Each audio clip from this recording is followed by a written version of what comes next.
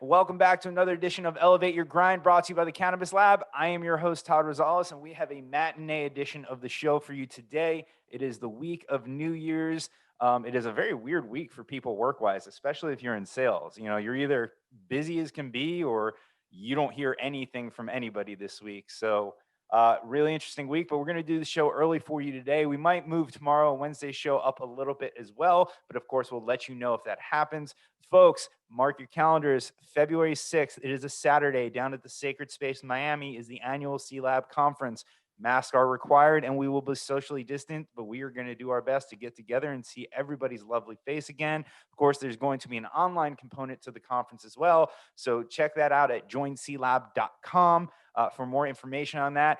Last week's episodes are now live on YouTube at youtube.com/elevateyourgrind. It was an awesome slate of interviews. We had Sam. Oh my God, Sam, I'm going to butcher your last name, from Candescent.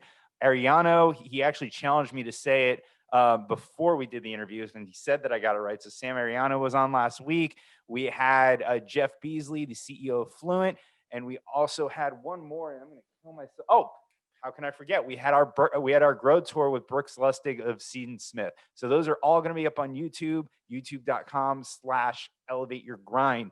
Other than that, folks, 2 more shows for you this week, and then we are finishing our year. Except I just confirmed today we're going to be doing 2 shows on Wednesday because I am, again, should not be in charge of my own schedule. But we're going to do our 2020 year in review with Morgan and Emily Paxia from Poseidon Partners, 2 of my favorite interviews this year. So we're really excited about that and see, hey, what happened with cannabis in 2020? It was a hell of a year. This was supposed to be a big year for M&A, and the world shut down. So we'll see what happens, but really excited. On that note of the future of cannabis, my guest today is, I would say we became friends probably over a year ago. We went down to Canada, Mexico.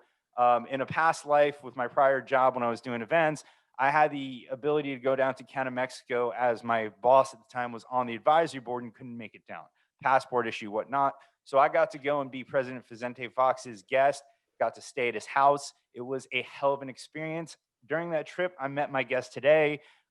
He, again, as with most people when I started out in the cannabis industry, I was having a child, started talking about kids, things like that. Just really enjoyed talking to each other. We stayed in touch, and I'm very happy that I did, because we are going to talk about something today that I think is going to help revolutionize the industry.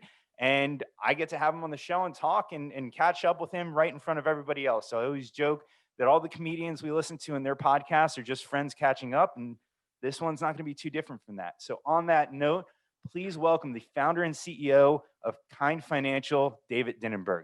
David, thanks for joining me today. Todd, pleasure to be here on this weird week, as you said. And we had a great time in Mexico last year. That was a great conference, and we met a lot of great people, including yourself. And you're right, we stayed in touch over the years. And now we're here talking about something that hopefully in 2021 is helping the industry. So typically with all the guests, I would start going into their background and try to work this narrative. But I really want to talk about what you're doing because it's awesome, right? So a few weeks ago, it's weird. I have a lot of friends that are starting to look at this industry because of my podcast and because they talk to me. And it's hard for me to not talk cannabis. There's just a lot of people interested in it. And it's something I'm obsessed with, right? At least the industry. So when the MORE Act passed, all my friends were sending me the articles. Like, you've got to be excited about this. This is awesome. Everything else. And I'm just like, I feel like I've been here before, right? It's going to get shot down on the other side. And like, I appreciate everybody being in tune with it, but it's not going to happen. The biggest thing in the MORE Act was giving cannabis companies access to the banking system. Now, and as people know, we can't use credit cards or anything else. These payment systems are very much just like an automated debit card, right? It's not so much an alternate payment system. You've kind of fixed that with KindPay. And I only say kind of because I haven't gotten into the details to say you fixed it, right? So let's start at the end of the story with where we are today, that you're going to be launching KindPay soon. And it's an actual closed loop system that has a bank involved. So tell us about it. I can't wait to tell you about it. And we can talk politics later if you want. We can do that all day. Oh, we will. We'll get on some soapboxes. I'm sure we will, right? We started Kind in 2014. And I know you want to talk about today, but I need to go back for a little bit. Then let's go back. We started the company basically because we believe that every company in the cannabis industry should be able to conduct business like any other industry in the world. And, that was in 2014. We're sitting here now, 6 years later, almost 7 years later from launch. And, a lot has changed, but fundamentally, a lot hasn't changed. And because of the differences or the ambiguity between the federal laws and the state laws, we have, a 280E issue for taxes, right? And then probably, you have a research issue because, it's federally illegal still. And that's starting to loosen up a little bit. But, between 280E and really banking and payments is really where you have the biggest issues, in my opinion, between the federal law and the state law. A lot of the other things can fix themselves. But how do you fix banking and how do you fix payments? And this is something that our team has worked on, I mean, literally every day for 6 years. And Well, I've probably, go ahead. No, not to interrupt you, but so I told you I was listening to the podcast you did with Montel before this. Yeah. And I never realized that your whole intention of coming into the cannabis industry was for this one mission right here, to bring normal banking access, if you will, to cannabis. I loved hearing that your other career was kind of affected by the recession at the time. You were trying to figure out what was next for you. And it was an episode of 60 Minutes saying that they had no access to banking. And then boom, that became your mission. And that was in 2012. Listen, I was looking for, the next great thing, as they say. And I saw the 60 Minutes episode. And, those episodes are about 10 minutes long, I guess, or the segments inside the episode. And they had this, this new segment on the emergence of this medical marijuana industry. And at that point, it was 16 states and less than $1 billion of total revenue. And all I heard was, no business structure, no banking, no credit cards, all cash. And really, I turned off the episode and I looked at my wife and I said, I just don't understand this. How do you create an industry without providing the essential tools that any industry in the world needs? And really, that was what, I've always been a cannabis consumer and I'm a big fan of cannabis, yes. But on the business side of it, I just didn't understand it, really, Todd. So it started out as a research project for me and just trying to read and talk to smart people and try to learn what's happening, and quite frankly, there was no really solid answers. The solid answer was it's federally illegal. And really no one at that point in 2012 or 13 wanted to talk about it. But over those 7 years, I probably had, literally thousands of conversations from, credit card processing companies to, financial institutions to ISOs, up to flagpole, right? And I would end every conversation saying, this sounds great. And I would love to move forward with you. Just get me a letter from the bank saying they know that we're in the cannabis industry. And that's when the phone call ended. And that's where I never heard from the other person on the call. Yeah. The situation that we got to as we found ourselves probably, third quarter of 2019, one of our new investors, was just called me on the phone. He was picking my brain one day and said, we got to figure out kind pay. What do you need behind kind pay to make it work? Because quite frankly, the technology part, you can develop the technology part.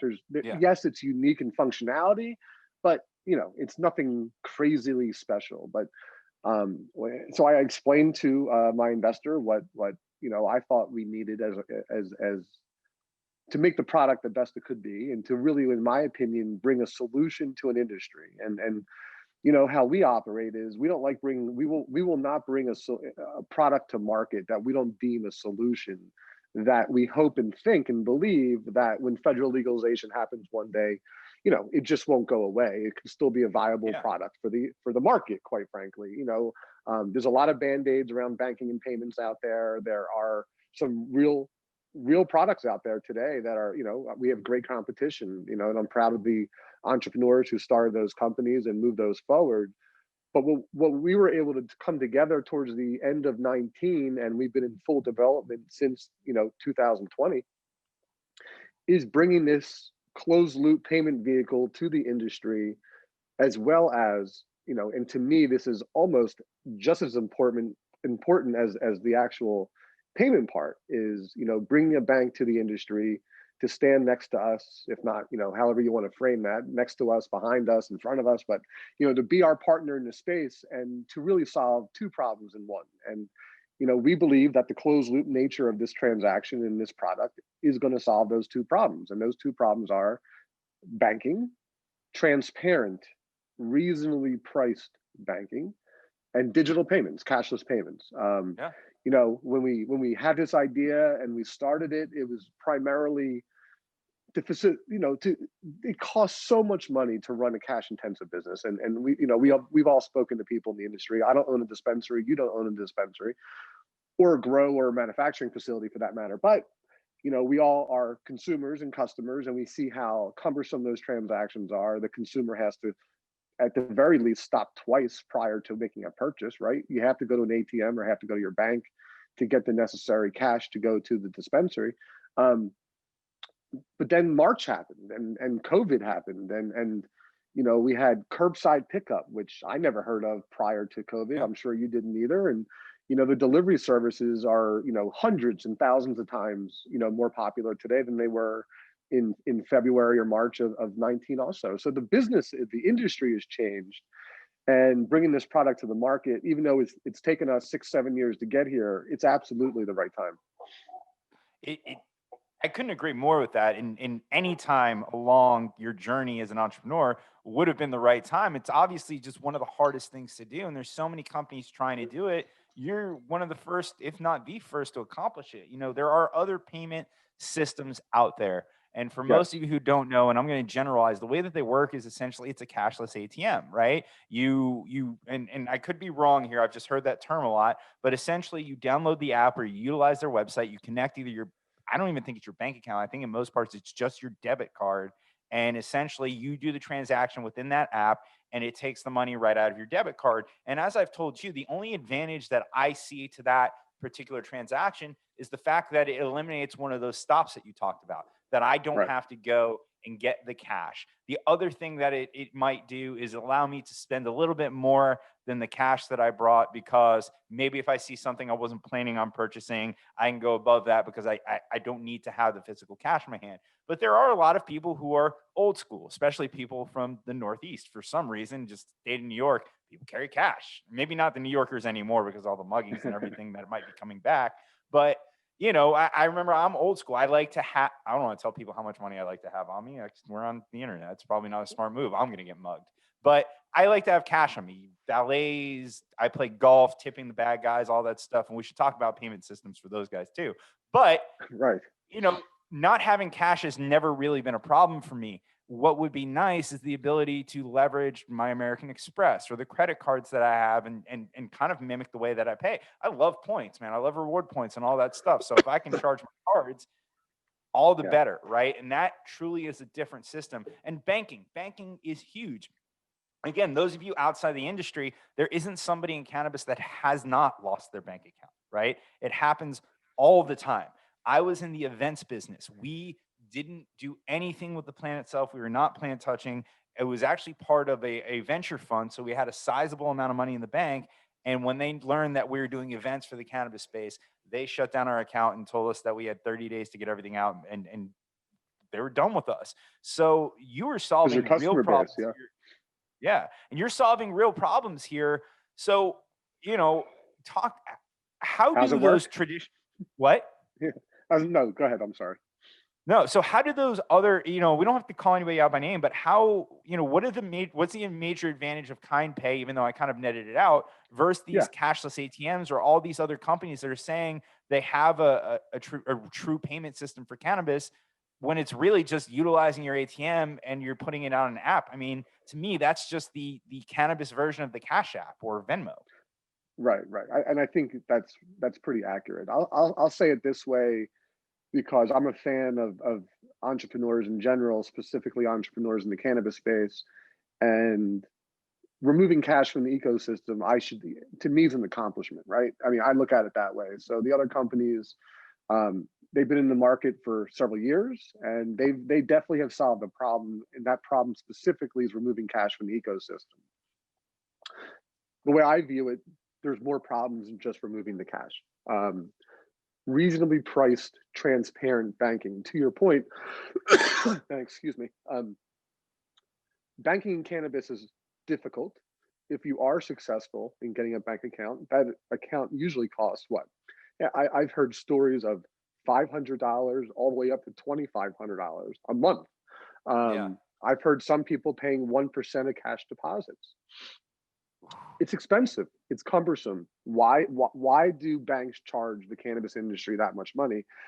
If we remember, in 2014, FinCEN, which is a division of the Treasury Department, sent out, whatever you want to call them, rules, regulations, hot topics of, if you want to bank cannabis customer, these are the protocols you should follow. Right? There's about 14 of them. So it's not like banking cannabis is incredibly illegal. Yes, it's illegal at the federal level, right? Yes, we have states that are legalizing cannabis, but there's no way as a bank or a financial institution for you to be involved in basically a North American transaction without going through the Federal Reserve. It's impossible, right? A lot of rules and regs have changed over the last several decades. There's really no difference anymore between a state chartered bank, a federally chartered bank, and a credit union. I mean, predominantly, fundamentally, what the differences really come down to is who examines you, right? I mean, that's really what we're talking about here. So that's a misnomer in the marketplace, first of all, right? The other part of it is there are only, the last report I saw was less than 600 banks are banking the cannabis space. How many banks are there in America? 50,000, 100,000? Yeah. To have 600 banks. And if you make that list, by the way, you could have one account, right? So who knows how many accounts those 600 banks actually have. But at the end of the day, complying with the FinCEN memo and just having a robust compliance department in general around the cannabis space, it costs money. And that's why these banks charge higher fees. We were very fortunate that we found a entrepreneurial financial institution, has an entrepreneurial CEO and owner, and has been banking in the cannabis space for over 5 years. And they get audited every year. They follow their internal protocols. They're fairly comfortable. Well, I'm not going to say they're comfortable with their risk profile of the cannabis space because they've spent time, energy, effort, and money in developing the proper infrastructure inside their financial institution. So when we met, it was basically two worlds colliding. It was this, entrepreneurial yet conservative banker, right? And then you have this aggressive entrepreneurial cannabis guy like myself. But at the end of the day, we understood each other, and we understood the goals that we were trying to achieve. And that is, let's let this industry operate as close to regularly normal as possible. So really, and just to fast forward, KindPay, the other guys in the market, to your point, I would consider them more of like a Venmo, right? Where it's either your bank account, or a debit card, and you're moving money that way. Great product. I'm sure it works great. I'm sure the customers love it and the stores love it. What's the fundamental difference between our competition and what we're about to bring to the market is really two things. One is we're providing that bank account transparent, reasonably priced, if not free, normalization of banking relationship between a dispensary or any license holder and a financial institution, first and foremost. Second, we have an app just like our competition does, but the way you can add value to KindPay is through credit cards and your bank debit card as well. And there's a lot of reasons why we can do that I don't think it's appropriate necessarily to go into right now. But the reality of it is that our app is already approved for Apple and it's already approved for Google, and you'll be able to download it. It's really the Starbucks app for cannabis. If we want to cut to the chase, if you've ever bought coffee using your QR code on your phone, your KindPay experience is going to be incredibly similar to that. And there's a couple other things I like to mention real fast for you, Todd. Customer service in this industry, and Kind is guilty of it as well, is not the most robust department that all of our companies have, right? I mean, we're spending money on conventions and we're spending money on people and infrastructure and whatever. Customer service, I believe, in this industry is lacking. And how do you bring a financial product to the market without robust customer service? Well, once again, we're partners with a financial institution. We're leveraging their infrastructure, and we're going to have a 24/7 call center that's going to be bank supported, which I think is incredibly important for our customers. If there is an issue with a transaction or technology or whatever that might be, you're going to get real live people who are sophisticated and who understand what the problems are. That's a huge thing, and really just, being reasonably priced. I am of the belief that we're going to see legalization. I think by 2022 is really what I believe. I think if this country wasn't where it is right now today, I would say 21. But I think we're going to have issues. I think there's going to be many more problems that are taking place and are more important than cannabis legalization right away. So, I could see something happening in 22, but we go back to look at New Jersey, look at any state we all live in who has legal cannabis. Just because you pass a law doesn't mean there's a market, right? You have to do rules and regulations, and there's a long runway. The Safe Banking Act, what that you mentioned earlier, is that going to pass? Is it not going to pass? No one knows. The reality of it is, KindPay's here. KindPay solves the problem that we all have in this industry from a cash intensive standpoint. It is easy to use. It is free to the consumer. It is reasonably priced to the merchant or dispensary or business license.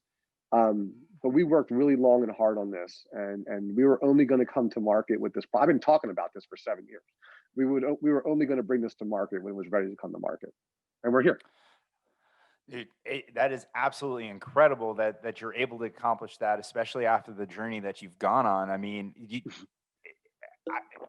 kudos, man. Getting an actual bank in there, getting the ability for dispensaries and retailers to have an FDIC insured bank account is huge, and that's not something that they had easy access to before. I truly believe you. I think it's going to help normalize the industry. It's going to make things a lot easier on the retailers themselves. It's going to make things a lot easier on the consumers. I'm very excited for it. I'm wondering, was part of the reason the bank was interested in doing business with you is because of the other side of the house that you have, which is the seed to sale tracking, that there is a lot of transparency in your business and that you have the ability to kind of like show them like, hey, here's the legitimacy of the industry. Everything's being tracked. We know where it is. We know where it's moving and everything else, kind of showing them like this is safe. Because I imagine for the banks, the biggest reason they don't want to bank with cannabis is the risk factor that if someone's not doing something the way they're supposed to, that the bank's going to be liable for that. Yeah, I'll give you a short story. I'll make this as quick as possible, because I know it can get very complicated to the topic that you're talking about. We've all heard of KYC, right? Many industries use that term, know your customer. In cannabis, or I should say from the banking standpoint into the cannabis industry, it's KYCC. It's know your customer's customer, right? Because here's what happens. Just because a dispensary is operating properly under state law, right? If a consumer comes in and does something improper, then really that dispensary is in jeopardy, right? Now, does it get reported? Does the dispensary owner even know? These are all the horror stories that we all hear about. But if we look at the Safe Banking Act and providing that quote unquote safe harbor, right? That safe harbor goes away if the dispensary does something improperly. If the bank isn't notified about that or doesn't know about that, that puts the bank in jeopardy as well. So to become a KindPay merchant, there is a due diligence period. Like if you called me today and say, I want to accept KindPay, you're not going to be able to accept KindPay for, let's call it 2 weeks, because the underwriting process, and you're going to have to send us all your documents, and we do a review. We do a huge compliance review of the licensee, because we need to understand that they're operating their business properly, first and foremost. Now, on the consumer side, and I used the Starbucks reference earlier, right? So unlike Starbucks, we ask for a little more information. You're going to have to scan your driver's license. It takes 2 seconds, right? And we're verifying your phone and things like that, because we want to make sure that customer is a real customer. So from a bank's perspective, they already know who their customer is, being the dispensary owner in this example, and we validated who the consumer is. They're over 21, they're in a legal state, yada, yada, yada. So the KYCC is clear and present and qualified in the KindPay ecosystem. To answer your question directly, Todd, the conversation actually started with the bank with the idea. And the first thing the bank said was, wow, we could really use this for our own customer base. Because like I said, they've been banking cannabis for over 5 years, and it's Yeah. 100% cash today, right? So they saw this as a service that their own customers were going to use, let alone the marketplace itself. I love the idea of having the Starbucks app for banking, and the Starbucks app is for cannabis. And it's probably one of the number one apps I use. Obviously, I said I'm married, so we go to Starbucks every morning and everything else like that. It's very easy and convenient. I can see that being incredible for cannabis. And I know this sounds kind of weird, but for someone like me, it would also help me budget a little bit by kind of like uploading a certain amount of money every month that I know, hey, I'm going to spend this, right? Just like the Starbucks app, it helps me budget the amount of money I'm spending on coffee. And if I know I'm not going to spend X amount a week on coffee, I can put that on my app, and that's what I'm going to spend. And when I exhaust that, whether it's on Tuesday or Saturday, I know, hey, you spent way too much on coffee this week, right? I imagine we can do the same thing with the Kind app. Yeah, and take it a step further, I think the other great part of Starbucks app, and I use it also. First of all, I just feel like it's quicker, right? You already have your phone. You don't have to dig into your wallet to get your card, first Yep. of all. So that's easy. But secondly, it's the rewards. I love getting free coffee, or I love getting a discount for a scone, or whatever that might be.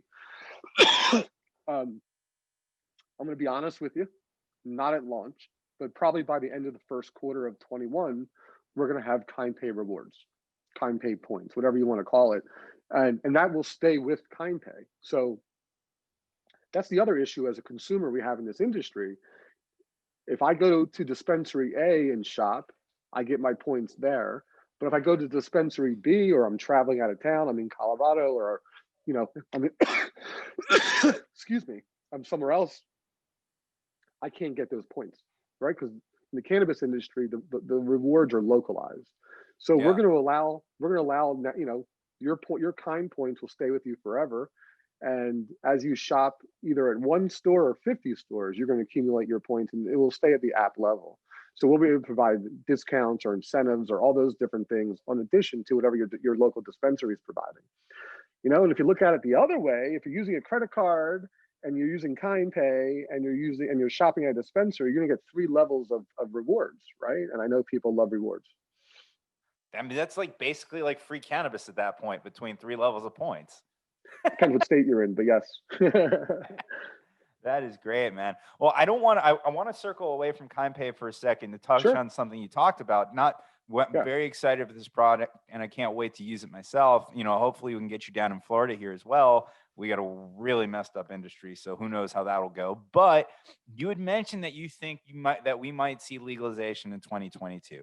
And I'm curious about what that could potentially look like, right? I think Yeah. a couple shows ago, I mentioned my opinion and what I'd like to see, completely uneducated, right? But I'm kind of fearful of federal legalization. And the Sure. reason being is I don't think there's a state that has it 100% figured out yet. Our federal government is not known for being really good at implementing stuff for the first time. I don't know too many programs, and yes, I'm sure there are plenty of them that have done very, very well initially. Have been widely popular, although I don't think anything in politics is going to be widely popular anymore, except cannabis, Yeah. which won all of its ballot initiatives. But on that note, I get worried that federal legalization is going to mess things up more. Yes, maybe it will do good things, get us access to the banking system and everything else like that. But I also think that we have the opportunity to look at 38, 39 case studies right now of how people are doing it and pick from the best. I almost want to see the states, if federal legalization happens, saying it's federally legal, but for now, states do what you're doing. And then these are the overarching regulations. Maybe we just don't want you to do any of this stuff. I don't know. I'm worried that if they all of a sudden say federal and then there's interstate commerce and everything else, hopefully the free market works itself out, but I can see it kind of not going well. So I'd love to get your opinion on what that could look like. And I'm sure this might take us for the rest of the day to get out there, but maybe the abridged version. Yeah, I think the hardest part of being an advocate, right? And I think it is our responsibility of as CEOs or quite frankly, anyone who drives their income from the cannabis industry to be an advocate. The hardest part about being an advocate is being a realist. okay? Because we all want so much. You have to really fundamentally believe, remember, you're only going to get that much. You're only going to get this little. That's my personal opinion, okay? And there are, to your point, there are so many different organizations, individuals, companies lobbying for legalization, whether it's at the state level or federal level, and they all try to carve out their niches and whatever. My personal opinion, and a lot of people don't love hearing this analogy, but the alcohol industry thrives, right? I mean, the tobacco industry thrives. The gaming industry is thriving and only getting better with the state legalizations, right? I mean, at the end of the day, the one thing you don't want to do is over-regulate anything. But I do believe in the infancy stages of legalization at the federal level, it will be over-regulated. I think I'm a realist, and I think that's what's going to happen. My personal opinion, it should be decriminalized at the federal level. It should be removed from Schedule 1, should be removed from any schedule, right? And at that point, they don't even have to legalize it because it's legal at that point, and allow the states to provide the necessary infrastructure and rules and regs that the states are already doing. I think the states are actually doing a very good job of regulating themselves. Many states have come together to formulate their own plans, and they do things collectively, and I think that's a really smart way to do it. On the other side of it, if you look at the MORE Act, for example, the MORE Act passed the House, as you said earlier, never even got a meeting to get voted on. It never even got a debate in the Senate. So what people don't realize is, and I believe it's going to be the 121st Congress that gets sworn in the next couple of weeks, but regardless, that bill is dead. The new Congress doesn't come in, and now the new Senate takes off where the old Senate failed, right? The MORE Act starts over again, and it has to go through the House and then make its way to the Senate. The Republicans picked up a number of seats in the House. It's not nearly as one-sided as it was, or it still is today. So going forward in 21, the House is going to look different. And we don't know about the Senate makeup yet, right? I mean, we know for a fact that Mitch McConnell hates cannabis. He won't talk about it. He won't allow a meeting on the floor about it, let alone a vote. But he loves hemp, go figure. So, once again, I go back to, if the Republicans or Mitch McConnell is in charge of the Senate in 2021, I think we have an uphill fight for cannabis reform at the federal level. I just believe that. And that bothers me, and it's a shame, because it should live or die on its own merits, right? Just like, gun reform should, and police reform should, they're the environment, the fact that our politicians don't allow voting on bills or topics, it makes no sense to me. We vote these people to go there, and I forget the exact number, but I want to say either 4 to 6 House Republicans who come from legalized states voted against the MORE Act. That makes no sense to me. I mean, if your state constituents voted to legalize cannabis in their state, aren't you supposed to, vote what your people want? And I think we're going to have that problem on the Senate side. I think, even if the Democrats, get that slim majority at 51, 52, there's going to be some people in the middle of the road who just are against it. And it just fundamentally makes no sense to me. And I'm not just saying this because I'm an advocate, I'm in the industry. To me, it's simple. It's addition through subtraction. Okay. The costs that our government, whether it's state level or federal level, spends on enforcing cannabis laws, on incarceration, on trials, on courts, on policing, and all these, we're talking billions and billions and billions of dollars. And, cannabis doesn't solve every problem in America, let's be clear. But I fundamentally believe it touches a lot of the topics that a lot of people care about. If cannabis was legalized or decriminalized, right? The police can't use that as a way to get into someone's house or to search someone's car, or even to, if you're walking down the street and they smell it on. I mean, it just takes away roadblocks. The research component to this is huge. We need research. And it's funny to me that the politicians who are against cannabis legalization, vote against research. And their excuse is, we need more research. So, at the end of the day, it goes back to the Obama years, right? After Sandy Hook, and all those poor children in the elementary school were massacred. We couldn't pass gun reform in this country, even though it's over 60% people agree with it, right? I mean, cannabis. So cannabis is not a slam dunk, okay, on legalization side, but social justice is a hot topic today. Um, research, fixing the taxes, the environment, healthcare, all these different tentacles, they all come around or touch cannabis in some form. So I do think it could be a catalyst for true change in this country. I couldn't agree with you more. I think it's exactly what this country needs, especially with what we've just gone through, right? There's going to be a recession. It's unavoidable, even though for some reason the market keeps going up. It's disconnected from reality. At some point, businesses are going out, people are unemployed, the government's printing money. It's gonna come back the other way, and we Yeah. need more money as a country. The answer is not to kind of, in my opinion, the answer is not to incrementally try to increase the taxes we already have, but if you can have an entire new revenue stream that's going to be massive, why would you not want to take advantage of it, especially if it's what the people want? Like you said, our representatives are supposed to represent their constituency, but the only representing they do is they tell you what you want to hear or what they believe in while they're running. And then that's the last time that they really listen to their constituents. With technology today, how hard would it be for someone in the House or someone in the Senate to put up a poll on their Twitter or on their Instagram or somewhere dumb and say, this is an issue that's going to be coming to the floor. What do you all think about it? And maybe have a link to their website that kind of explains it in their own words so they can put their own little spin on it and do whatever they want. But then see, this way the whole constituent can see, oh, 80% of us want that. Why did you vote against it? Right. And, they don't have to be held. We don't have to make it official. It doesn't have to be an official vote, but at least if the guy or gal that you voted for is representing the group of people that they're supposed to represent. And I imagine if we did that with cannabis, I mean, like I said before, I made that joke. Cannabis won every ballot initiative it had in this last election. Yes. People want it. It's there. It's coming. There are a few people that are held out. Like, it's funny. I try not to get into tiffs on social media. And out of all places I'm actually on one is in LinkedIn. I'm going back and forth with this guy who keeps calling me a drug dealer. Well, first of all, you know what? It's my show. It's on the air. First of all, douchebag. I'm not a drug dealer. I don't sell it. I have a podcast. I sell marketing software. You're a douche. Second of all, the reason that we got into this is he was complaining about the governor of Michigan. And one of his points is allowed the selling of weed. And I tried to tell him, like, hey, out of all your points, I actually agree with everything you're saying. But the cannabis sales thing is a good thing for Michigan.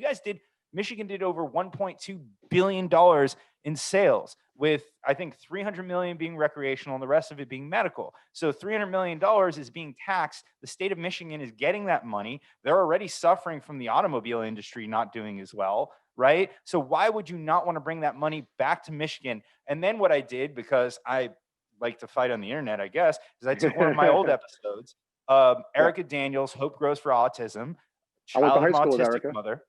Yeah, Erica is a great person, and I put the link to Erica's video and said, this is the reason why cannabis needs to be legalized, and this is what you're fighting against. And the guy just keeps telling me I'm a drug dealer and I should choose another profession that doesn't allow his kids to do drugs, won't address any topics, won't debate me or anything else. And I'm just like, I even said in one of the comments, I would love to have a debate with you on my show and let's talk about this. I don't remember the point of bringing up this guy was, but it's amazing to me that there are people that are still so staunchly against it. It's just like, no one's forcing you to use it. And if you don't want your kids using it, be a good parent and tell them why they can't. Now, I don't think it's, talking to kids about cannabis use and everything else is probably another podcast for another time. But, there are a lot of people like this out there that just shock me. It's like everything else in the world. I mean, choose a topic and you're going to have the same argument with the same closed-minded people that you have all over the country, right? That's how that's how America is. Unfortunately, the politics of America is special interests over people. Yeah. And that's the world we live in today. That's the world we've always lived in America. American politics. I'm not sure how that changes. But to me, I look at it like this, and I know this is a very easy argument to make, and it's used all the time. And people who are against it hate this argument. But the truth is, cannabis is safer than tobacco, and cannabis is safer than alcohol. Mm-hmm. And if you as a parent, okay, don't take the time to educate your children of when it's right and wrong to consume alcohol, when it's right and wrong to consume tobacco, when it's right and wrong to consume pharmaceuticals, right? When it's right and wrong to consume cannabis. I at some point, everyone's scared to take responsibility for themselves and their children. Yeah. You know, we expect the greater good or the greater whoever being to educate our kids and to tell them what they should do and they shouldn't do. You know, that is complete fucking nonsense, quite frankly. And sorry, because it's my responsibility to educate my kids, okay, of what I think or what my wife thinks, collaboratively, of what they should be exposed to and not exposed to. That includes violent video games. That includes anything, movies, horror movies. I don't know. I mean, I'm a laid back parent, right? Our kids are, I believe, if you shelter people, then that's where they go and they want to abuse whatever you're trying to hide from them. Okay. So we've exposed our kids to all kinds of stuff. And I believe they're better off because of it, and they can make their own decisions. If the person you're referring to is just so goddamn scared that he can't educate his own children or his aunts or uncles or nephews or nieces, then that's on him, right? I mean, we live in a world today where everything is instant, access to information is everywhere. Um, on the other side, there's fake information everywhere as well, especially around cannabis. I mean, usually the headlines in our industry don't match the story at all, right? But I mean, people who say it shouldn't be legalized because of, you know, it's a gateway drug or any of these things, you know, the problem that cannabis has over every other element in this world is we have this stigma that goes back from what, the 60s or, you know, even the 30s when it became illegal, right? But you have the overarching stigmas that surround it. And the fact that we are unbanked and no payments and it's all cash, and I'm not being self-serving when I say this, only goes to increase the stigma. When you walk into a dispensary and you pulled out your wad of cash, you feel like you're doing a drug deal, right? I mean, that's what the outside sees. And there's a lot of growing up for all of us to do. And I think that if we can just operate normally, and you know, it doesn't have to be a sophisticated industry. You can own a mom and pop store and have a great life. You could be the or go to the NASDAQ and go grow a public company. It's like anything else in the world. You don't have to do the big thing. You can do that small, nice thing and have a great life doing it. But it's about the opportunity, you know. And to your other point, though, most politicians use the argument of tax revenue. And I saw the lieutenant governor from Pennsylvania, and I'm from Pennsylvania. And this guy, John's a huge, huge advocate of cannabis reform. And Tom Wolf is an advocate, the governor as well. But they came out talking about, you know, our deficit and we need more revenue and we want recreational cannabis. I just wish we would use the different argument, right? Which is, let's right the wrongs of the past. You know, black and brown people shouldn't be going to jail for doing what you and I do every day. Yeah. You know, there has to be social equity. There has to be expungements. You know, it's horrible. That's where I come from. I mean, to me, you know, the tax revenue is great, but the tax revenue is not going to, you know, fill any bucket. It's going to help a bucket for sure. Okay, but you know, even look at any of these states. They're not doing 10 billion in tax collection. Colorado probably does $1 billion a year in tax revenue. That's a lot of money. And I know that it goes to education and all different things, and it's wonderful. But you know, at the federal level, that tax collection is not going to solve many problems, but it's going to help. It's going to help. And then when you look at it, not only the revenue on the positive side, but then you start decreasing your expenditures on the enforcement and incarceration and all those things around it. Now we're talking, you know, 20, $30 billion a year as a net hold to the federal government budget. That pays for shit, right? Yeah. 30 billion pays for stuff. But the argument can't be just tax revenue. The argument needs to include what's right. The world we live in today in 2021, just about, okay? It's about fixing the wrongs that have happened in the past. And we can't move forward of an industry until we really take that seriously and do it. That's just how I feel about it. No, you're 100% right. And that's the right thing to do on so many levels. Like you said, financially, it's going to lower the cost of what the government's spending for the war on drugs. It's doing the right thing by the right people who have been persecuted for this for years, right? And Yes. obviously, listen, for any I don't even know how to say this the right way, but there are a lot of politicians out there that are going to be running again in 2 years. This is a hot topic in our country. This is something that the general public is not going to forget, and it's not going away anytime soon. Why would you not want to help out that group of people? Or at least if you're a shitty person, pretend that you want to and leverage this for it. Obviously we hope that they actually want to help, but It's a like simple you answer. said, there's what? It's a simple answer. Yeah. And they don't vote for it because they're being influenced by, the jail and prison owners Yeah. and pharmaceutical companies and alcohol companies. And that's the answer. Because there is no real answer why you would be, to your point, there is no humane answer of why not. Okay. The Yeah. only answer can be, well, I'm being paid $1 million a year from big pharma to say no. I mean, right? I mean, what else is there? You can't sit there with a straight face and say, I'm going to go home and drink 5 glasses of wine, and that's cool.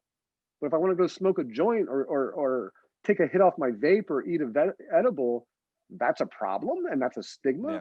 I should be able to do what I want to do in my house within reason.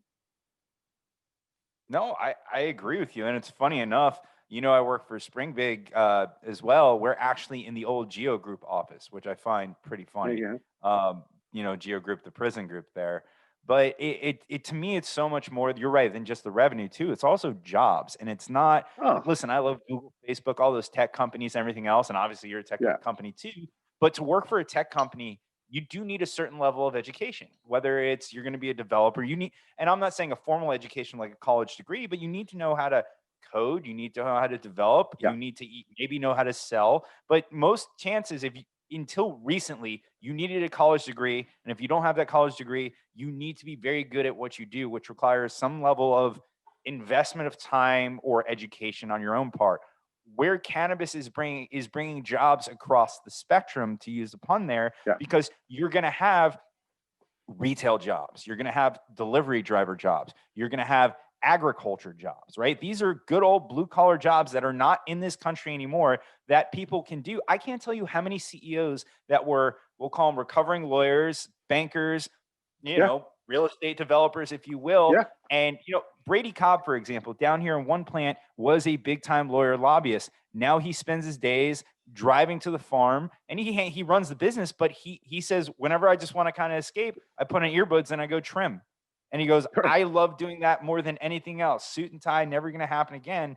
So, we had this whole, and maybe it was the movies like Wall Street and everything else, where everybody wanted to go to college and become a stockbroker, get into banking and make all this money. When you realize if you work a blue collar job very hard, you can make a good living and you're happier because you're outside, you're amongst people and everything else. And I think this country needs to look at that again. And cannabis is bringing those jobs back here, because when we talk about cannabis, it's not just the THC side, which is a great side, but it's also hemp. And I'm looking forward to industrial hemp as well too.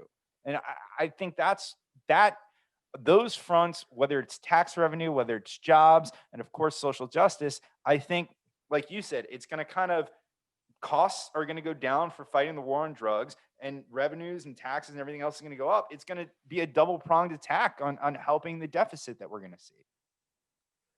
I mean, I agree. I mean, I obviously totally agree with that 100%. And I think it's, what makes me laugh sometimes is if you take the word cannabis away and just describe the industry, right? Job growth, tax revenue, it's a Republican idea, right? It's a Republican idea. Yeah. What are they for? Lesser taxes, more jobs, that's what fundamentally the cannabis industry, any industry, Republicans should embrace it. They should embrace it for the reasons that we've spoken about. Obviously, the Democrats and myself, we support things more on the social side. We there's two sides to every argument, right? You have, especially in cannabis, because you have the whole stigma and trying to convince. That's the other problem. We have 70 and 80-year-olds people in Washington, D.C. telling us what we should be doing when they haven't been in touch with our generation in decades, right? Yeah. So it's just, I could talk politics for a year, and unfortunately not get anywhere, because those that get it, and those that don't won't. And unfortunately, the ones who don't want to understand it, they don't even give you an effort to try to convince them. It's like talking to Yep. a recovering addict. It's their way or the highway. Mm-hmm. No, I couldn't agree with that. On that note, just to call out, let's see how powerful this show is. By the way, the guy I'm going back and forth with on LinkedIn, his name is Mike Callis, Kalis. Everybody go show him some love on LinkedIn. Let him know that he's fighting a very bad fight. Dave, listen, I know you've got a call in 20 minutes. We talked about Kind Pay. I'm very excited. We got your opinion on politics. You and I can probably do 10 more episodes on that. And I think most of the people in the industry share opinions. Is there anything else that we should cover before we let you go? Because I want to make sure that I don't make you late to your next call here. No, first of all, thank you, and that's very considerate of you. No, we covered all different topics, but just fundamentally, I would say to anyone who's watching, or anyone who's not in the industry who's watching, which is, you didn't miss the boat. Time's on your side. I've met some of the smartest, most creative people I've ever met in my professional life in this space, and that's my he's favorite talking part. about me, by the way. That's my favorite part about this industry, is the people. There's really amazing people who have come into this industry to create the businesses that we all talk about, every day. So I encourage everyone to take a shot at this, to educate yourself. Don't listen to, me or anyone else or Todd. Really, if you read about it and understand it, this isn't taboo. We're not going to kill anybody with this product. Okay. Cannabis is safe, and cannabis is here and it's not going anywhere. Let's also remember that, right? So we should find a way to move forward, not to look behind us. But no, that's really about it. I agree, man. I love the topics of conversation today. On a personal note, I remember seeing this, I think earlier in the year. Is your son still doing that sports podcast? Yeah, so my son, we live in Los Angeles. We're originally from Philadelphia. So my oldest son graduated high school last year, got accepted to Temple University, and would have been in Philadelphia this year, unfortunately, except for COVID. So he's doing Temple on the LA campus, right? But yeah, he did the sports show every Friday for Temple University on the radio station. And he does a movie podcast as well. Obviously I love my kid and think he's the best, but the one thing he learned at a very early age, loved sports, just knew he didn't have the athleticness, to prowess to be that guy. Didn't have the physical attributes to be that guy. But loved it so much, he found his niche. And the play-by-play person for the Sixers is a guy named Mark Zumoff. And Mark has been Max's mentor for 10 years at least. And he wants to, he loves sports and just wants to be part of it. Very cool. Well, let's Thank like you for I asking. said, I'm hoping that this show has enough sports or movie fans. Let's promote it. What's the name of his podcast? Where can we watch it? You know what? I don't know the exact handle, but his Twitter is @Max Dinenberg. And check him out for sure. Very cool, man.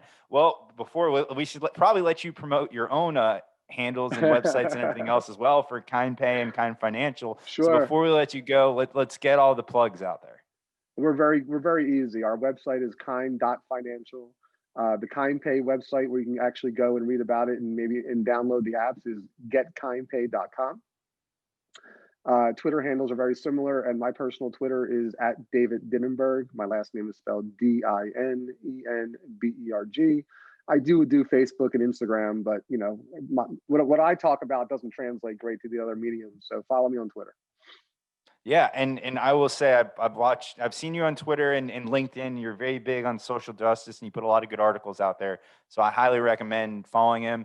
We're gonna have to do this again sometime, especially being we can't travel. So let's do it, man. Let's do it. Thanks, Todd. I really appreciate your time today. It was great. Absolutely. No, thank you. And thank you, everybody at home. I hope you enjoyed the early version of Elevate Your Grind. Tomorrow's episode right now is at 6:30. I'll let you know if we change it. And then we have the episode on Wednesday at 4. Oh, yeah. And the special episode that's going to be at 1 o'clock, the 2020 review.